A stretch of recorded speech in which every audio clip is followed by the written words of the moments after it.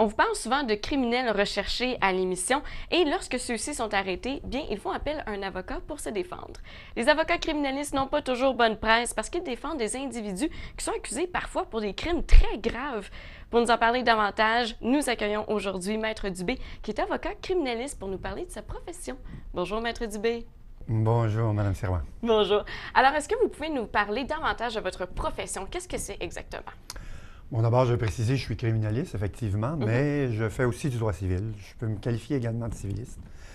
Pour en venir à votre sujet, parce que, disons que ce qui vous concernait le plus lorsque vous m'avez approché, c'est la question de savoir comment l'avocat criminaliste peut défendre un individu, soit qu'il sait coupable ou qu'il suspecte d'être coupable. Oui. Bon, c'est ce qui est... Mais c'est ce que la population se demande, en fait, la plupart du temps. Oui. Puis, comme vous dites, on n'a pas bonne presse parce qu'évidemment, on défend les méchants pour beaucoup de la population.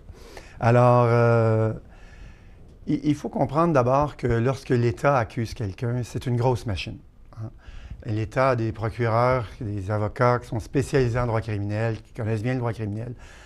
Et l'individu qui est accusé n'a pas les connaissances voulues pour se défendre adéquatement contre les accusations. Évidemment, on peut essayer de tenir pour acquis que dès qu'on est accusé, c'est parce qu'on le fait, mais malheureusement, ce n'est pas le cas. Il faut comprendre que dans un premier temps, on s'est donné comme une espèce de règle que vous avez peut-être entendue déjà. On préfère laisser aller 9 coupables que de condamner une innocente. OK. C'est lui. Et nous sommes dans un système dit accusatoire, c'est-à-dire que c'est à l'État de prouver la culpabilité et non pas, comme dans un système inquisitoire, à l'accusé de venir prouver qu'il est innocent. Le rôle de l'avocat, c'est aussi de s'assurer que le système est adéquat et qu'il respecte les garanties fondamentales au niveau d'avant de trouver que quelqu'un est coupable. Mais Maître Dubé, est-ce que ça vous est déjà arrivé de défendre un suspect que vous étiez sûr qu'il était coupable? Oui, en un sens, oui, parce que même si l'avocat a la conviction que son client est coupable, il peut l'avoir de deux façons. Hein. OK. Il peut l'avoir de façon que lui-même, son analyse des faits matériels qu'il y a au dossier, il peut bien acquérir la conviction que, mon Dieu, il doit l'avoir fait. Bon. Et c'est pas le même devoir déontologique. On n'est pas aux prises avec des problèmes d'éthique autant dans une situation comme celle-là que lorsque le client nous avoue carrément qu'il l'a fait. Est-ce que c'est déjà arrivé? Oui, ça arrive aussi. Ah oui? Oui. Mais ça ne veut pas dire que ces gens-là n'ont pas le droit à la défense. Il faut comprendre que ce n'est pas à l'avocat de décider de la culpabilité de son client, ni lorsqu'il juge les éléments matériels. Ce n'est pas notre rôle, c'est le rôle du juge de se convaincre. Puis, il est arrivé souvent que des histoires qui paraissaient farfelues ou abracadabrantes, qu'à l'occasion du procès, étaient tout à fait justes et que c'était des défenses valables et qu'effectivement, l'individu n'était pas coupable. Alors, l'idée que je peux me faire en tant qu'avocat de la culpabilité de mon client, s'il ne l'avoue pas, ça ne change rien à mon devoir de le défendre, de présenter sa cause de la meilleure façon possible pour qu'il s'en sorte. C'est à l'État de prouver avec les meilleures façons possibles que l'individu est coupable. Mais lorsque un criminel vous avoue qu'il a bien commis son crime, quand on parle de meurtre ou de violeur, ça ne doit pas toujours être évident d'arriver en cour et de défendre cette personne-là? Non, évidemment. Évidemment, plus le crime est grave, bon, j'ai eu les crimes les plus graves auxquels j'ai eu, les plus odieux, si on veut, c'était des accusations d'agression sexuelle ou d'inceste. Je vais revenir à l'explication sur la défense d'un certain système. Je compare le système judiciaire à un tamis. OK. Alors, dans mon tamis, je mets des grains rouges, des grains verts. Les grains rouges, c'est les coupables. Les grains verts, c'est les gens innocents. Bon. Et les grains verts sont, de façon générale, plus petits que les grains rouges dans mon tamis. Alors, je mets les trous de mon tamis assez grands pour que les grains verts passent, que je ne retienne pas de gens coupables dans mon tamis, puis assez petits pour que les grains rouges restent en haut. Hein. Mais les plus petits grains rouges, puis les plus gros grains verts, ça ressemble beaucoup. Hein.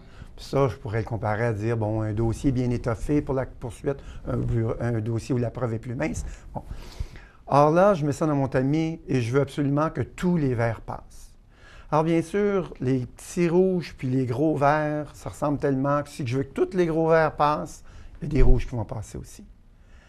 Et moi, comme avocat, je dois m'assurer que les trous dans le tamis, là, ils sont assez gros pour laisser passer tous les verts.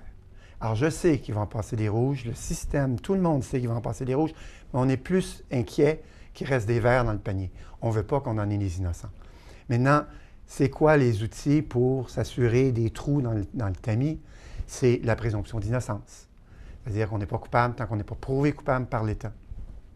Le droit au silence. On n'a pas à parler. L'accusé n'a pas à témoigner.